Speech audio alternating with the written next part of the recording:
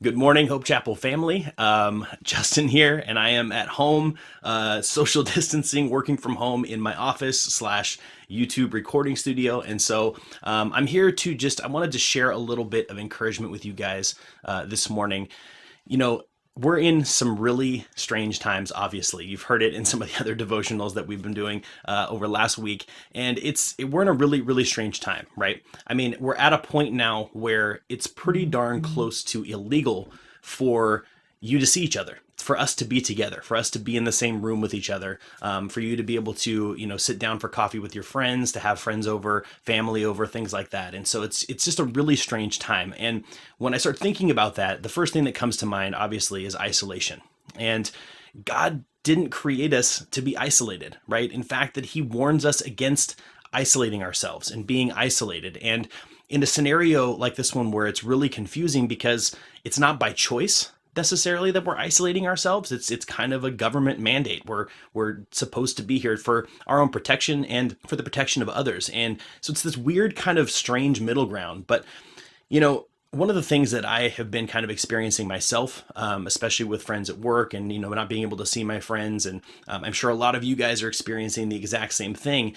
Whether you're an introvert or an extrovert, right? Whether you're a social butterfly or a shut-in, we need social interaction, right? We do interact with people on a regular basis, and God created us to need that and to fulfill that, right? And so right now, I feel like a lot of people out there are, experiencing fear, anxiety, loneliness, sadness, right?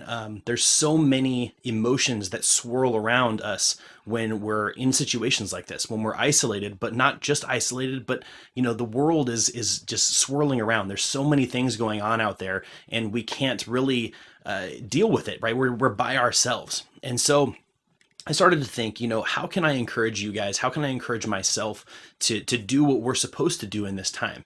And what I mean by that is there's a scripture in Ecclesiastes 4:9-10. It says, "Two people are better off than one, for they can help each other succeed. If one falls, the other can reach out and help.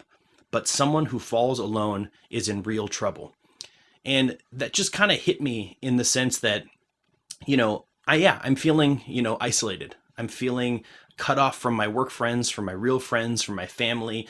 I feel like I'm kind of stuck in this bubble, and it makes me a little anxious, maybe a little moody, right? There's all these things that are going on in me, but there's people out there that can't articulate that or won't articulate that. And guys, specifically what I'm talking about, right? Whenever there's, we get these kind of thoughts, maybe it's a feeling that we may come across as weak or needy or, it's a weird thing, right? We kind of tend to think, wow, I'm feeling really isolated, but I'm not going to bother them. I'm not going to reach out to them. I'm not going to show weakness. I'm not going to pretend, there's people that just won't reach out to you. And I believe that God created us to need each other, right? But He also mandated His Christ believers to reach out to other people, right? To reach out to those people that we love and to the people that we care about, right? Non-believers and believers alike, friends, family, coworkers, right? There's people out there that are feeling the same things that you and I are feeling right now, but they either can't or won't reach out for help. And so I think it's on us as Christians and as people who have a lot of time on our hands in many situations these days to start thinking of creative ways that we can really start reaching out to people that are in our lives and that, our neighbors, our family members, our friends, our coworkers, right? We're all isolated right now. So I was thinking of some ways, if you can, text messages are great, obviously, right? They're one of the least personal ways to reach out to someone, but long form emails, right? Write people a long letter about just kind of what you're feeling and what you're experiencing and ask them how they're doing, right? Send somebody a letter. I mean, mail is still working, right? Mail is still getting delivered. Create video, just make a little video recording on your phone and send it to a friend or to a family member. Or like a lot of people have been doing is Zoom. Zoom.us is a free live conferencing service that you can use to set up 45-minute conferences between you and anyone. I put the little link, you can see it popping up right down here below, but go check that, install it on your phone, install it on their phone, and let them, you can schedule times to meet with people. I think we just need to be creative and active with love. right? In God's way, in God, the way that God was active in love with us, I feel like we should be thinking like, like, pray it, and see what God tells you to do. I like to pray and say, God, who do you want me to call right now?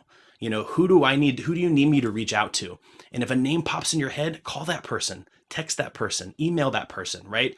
Let's show God's love to everyone that we can directly communicate with in this time of isolation. So there you go, guys. Hopefully this was helpful. Hopefully this is encouraging. But get out there. Don't get out there. Stay inside. But think of creative ways to love one another. See you soon.